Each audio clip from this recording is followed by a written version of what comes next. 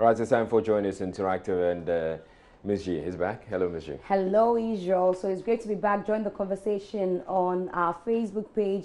It's Joy News on TV. Now, June 30 is the last day of the 6th month of the year, and it's time for us to assess what we have achieved so far as our January resolutions are concerned. Now, we went out on the streets of Accra to find out if you are getting any closer to achieving these targets you set for yourself. It has been well, by God's grace. Well, it has been well. I've met some of them, but others, well, I've been disappointed by Charlie.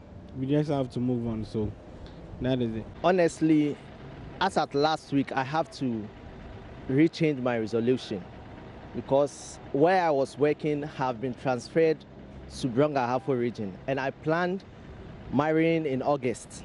So everything for now has changed. So I have to sit down and re-strategize and then set up a new resolution. And the Bible encourages us to give thanks in all things. Well, so far, assessing all my goals I planned from the beginning of the year, I would say I've covered to some extent, at most 45% of it all. So far, for the first 6 months, I think it's been good. By the grace of God, I've been able to cover some of them. And I'm hoping that by the end of the year, I'll be able to cover all that I listed ahead of me for the year. But Idra, why do people think that, you know, the marriage resolution is not a good one? The man said he wanted to marry this year, and yeah, I don't see anything wrong with it. You don't see anything wrong with it. Some people think it's a very good one. Some people think it's not a good resolution. Okay, but are you raising it because you made it as your resolution too? Not at all. Okay. Not at all. When are you intending to? It's not part of my resolution. Let's see what people are saying on social media. On Facebook, Judicious Odro says, I'll rate myself 50% average of my achievements, and I know the Lord who started a good work with me will accomplish it at the end of the year. And I'm proud of myself. Thank you, Lord. And Kobla has a really long one. Yeah. On the 31st night, lots of people will make all kinds of pledges and resolutions. I will not drink this or that anymore. I'll be focused. I will not smoke this or that anymore. Lord, my life belongs to you, and you alone, and so forth. Some even will and cry rolling on the ground like carpet, making all kinds of... Okay, let's go. Kwesi Boateng Ayepa says 55% of my target has been achieved so far. I guess I have to reorganize myself for the remaining targets ahead of me, even though along the line there were some hitches. Hope the next 6 months ahead of me will be fruitful. By Jeremiah says, God being so good, 75% of my resolutions have been achieved. 75, that's impressive.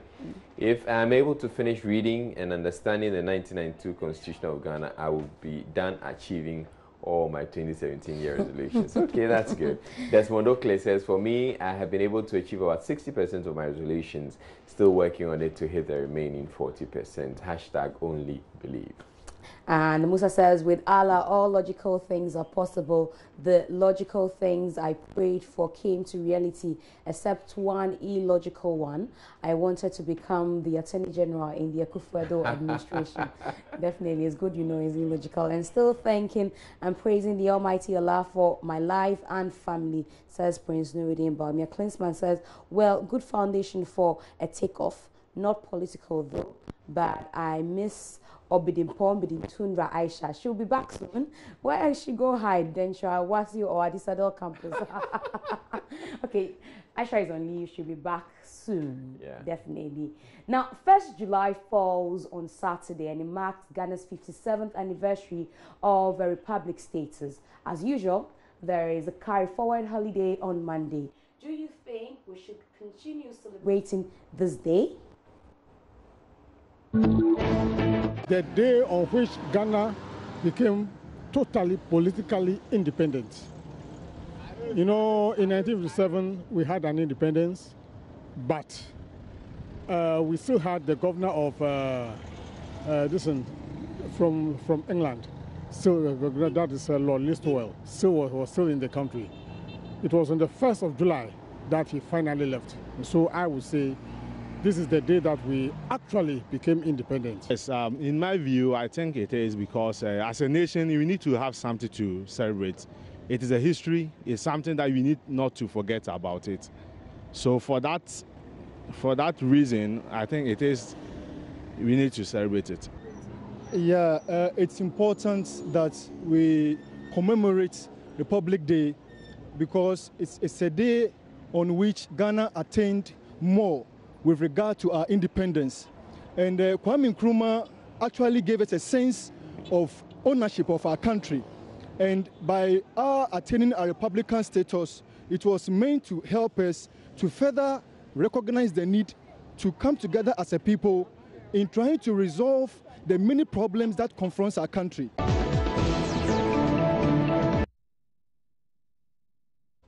We do not have a day to rest. We are still working, Oh, yeah. so we can't answer this question. But let's see what people are saying on social media. Judicious Odro says, I think it's necessary because we are indirectly slaves to our masters because we still depend on them for loans, food, jobs, etc. So I don't see why we still waste our time and resources to celebrate it whilst we still celebrate 6th March.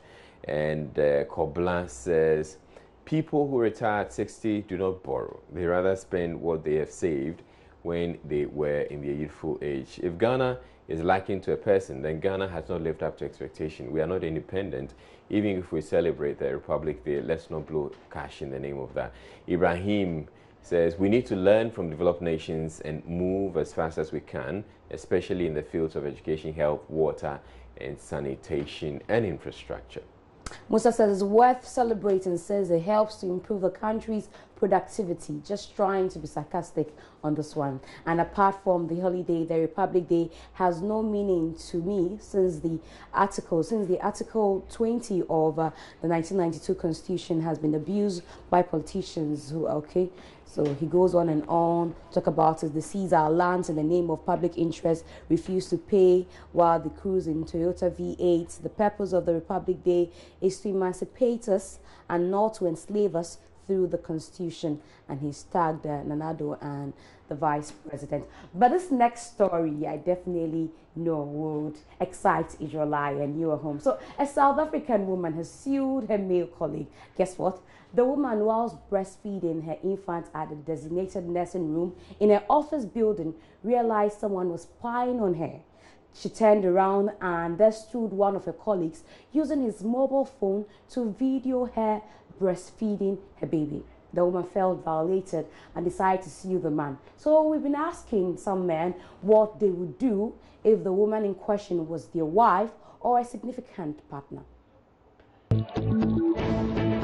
Of course, I'll allow her to, to proceed to court. Right. Because, you have to do something, consensual. If I'm not aware and you take my picture, I mean, nobody knows what you can do with it. Yes, right. So I will just advise my woman to proceed to court.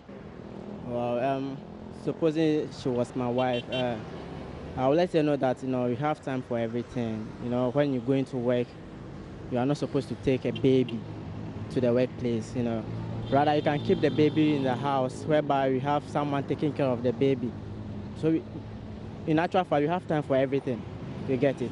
That's why you have this nursery school that you can even keep your children there. Maybe she has to also take a legal, action against the man. Some people are very inquisitive. They like prying into people's privacy. It's somebody's privacy anyway. So she should go to court, but next time she should make sure nobody is seeing her. Okay, so Israel, what we have done? Well, yeah, I mean, I would have actually preferred that you approach management of the company and try and resolve it. But Hey, going to court Mr. is Diplo. no, because going to court is going to be, especially if we're looking at the Ghana context. Okay. Anyway, let's read what people are saying. Koblan says, Abba, what is the delight in taking pictures or videos of someone breastfeeding her baby? She must drag him to the hay. Oh, hey, pa. Bao Musa says, test the law on the man's actions. Julian Efrie says, for all you know, he was videoing it to post on social media. It's possible. Prosper says he's not supposed to take a video of someone who is hiding in the nursing room to feed her baby. I believe he's suffering from one of the sexual disorders as discussed by Mama V last week, and he needs a psychiatrist. I I completely, I mean, abhor an action like that. Yeah. I don't get it. Why was he doing that? Exactly. I mean, you may want to peep a little, yeah, but peep and move on. Them there, Simon says the one is right. People are misusing social media. We refuse to offer help to a person in need. Rather, we stand behind and take videos or pictures to be the source of first-hand information. Now, people are really becoming insane with their selfies. What exactly was he filming? The woman's breast, Abby?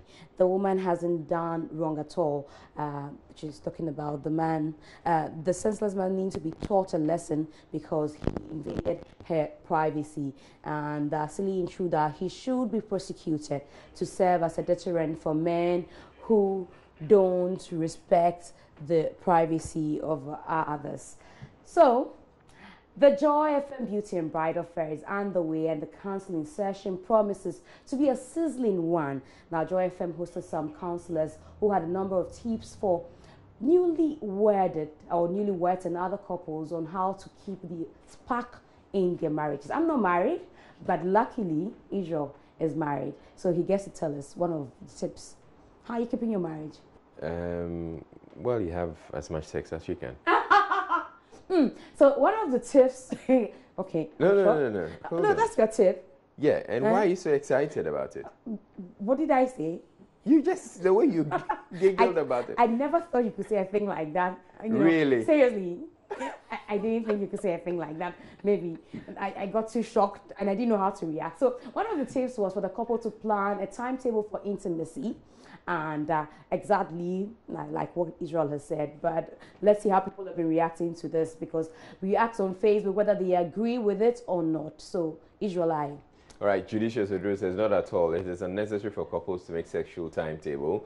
We shouldn't forget that sexual intercourse are emotional feelings that come by itself. I think creating a timetable for sex will promote cheating on partners, because one will have sex according to the timetable even when one is in need of it. This will let one seek for help from outside. Kombla says the timetable will not always work for both parties. They may have to forget about it sometimes. I will not add anything. It will not add anything good to the marriage, but will rather destroy it. Let's not embrace that culture, at least not in my house. Ba Musa says when it comes to sex, it is difficult to follow a particular timetable, especially for promiscuous husbands. Oh, Prince Nuruddin says it isn't necessary to have a timetable with my partner. I mean, I don't think a timetable is necessary. I mean, I say when it's supposed to be spontaneous. When you think that we should have it as many times as I think it's possible, and it should be spontaneous. Yeah. I mean, it shouldn't be okay. Today at 7 o'clock. 7 o'clock. Anyway, so let's see the video of the day. It's Payday, time to celebrate. Okay, so we don't have a video, but of course, for a lot of people, today is 30th, so it's Payday, and people are celebrating in their homes. You know, one of the questions I've been asked today, yeah. The money hit your account? No. Oh. Hey, I hear the eagle has landed. Please, has the eagle landed? I haven't seen any eagle myself landing. So we cannot be happy, but you know, we still there. Where's this eagle? Oh, Charlie, it is. Yeah, I hear it's called Seiliwa. I swear, but that will be for Journey's Interactive. All right, thank you very much.